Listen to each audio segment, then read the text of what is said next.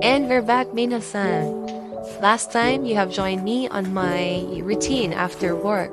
This time naman, samahan niyo ako papuntang work. I'm gonna tell you things about Japan that I think not very known for others. Well, know na hype ang Japan this time, but not on its core. Number one, we all know Japanese people tend to be both religious and traditional, with a long history of ancestor worship alongside various religions like Shintoism or Buddhism. Number two, natutunan ko to sa mga inaalagaan kong matanda. Death and afterlife are seen differently in Japan. For instance, Japanese tend to believe in an afterlife where the deceased go to a neutral place called yomi or the other world. Yes, you heard me right. And kinonfirm ko talaga sa matanda. Kwento niya sa akin that if mamatay daw siya, she'll gonna see everyone. Kahit pumatay ka man ng tao or kung anong ginawa mo dito sa mundo or you're such a good person or kung sino ka man, once na matay daw siya, she'll gonna see everyone in one place. So they call it yomi. It's typically described as either not heaven or hell, but rather as a formless realm where all souls reside together. Number three, it is very common custom for parents to receive monetary gifts from friends and family members when their child is born. This money, known as otoshi dama, is typically kept in a savings account until the child reaches adulthood and gets married. Kwento ng isa sa mga kasamahan ko na it's their tradition when it comes to financial na sila as a parent, hindi nila kinasanayan na mag-receive ng money from their child. But their child insists, so ginagawa nila is yung pera na yan is sineset aside nila for the moment na pag magpakasal yung anak nila or magbukod and it's time for their child na gumamit ng pera is ibabalik nila yung pera na yan para daw as a gift on their wedding. But to the fact that it's not a money from their parent, but it's their own money na binalik lang sa kanila. So it's a cycle since ma-pride talaga yung mga Hapon, and especially when it comes to money. But yes, this tradition highlights the importance of financial responsibility and planning for the future. Number four, which is I think pinaka-interesting for me because I just knew this very recently. So I once asked my coworker again, a different one, na regarding sa home for the aged, mga facility nila dito.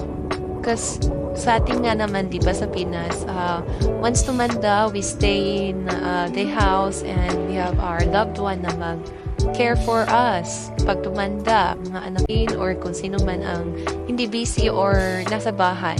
But here in Japan, there is a strong cultural emphasis on preserving familial honor and avoiding any actions that could bring shame to the family.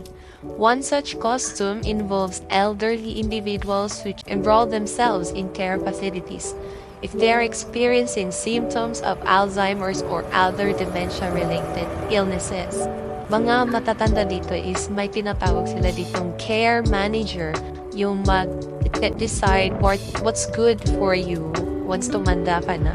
O itong voluntary enrollment nila sa sarili nila sa home for the aged is shocking for me because for them, it is seen as a selfless act designed to protect reputation of the family since it may be considered a burden for relatives to take care for a loved one with a memory disorder at home.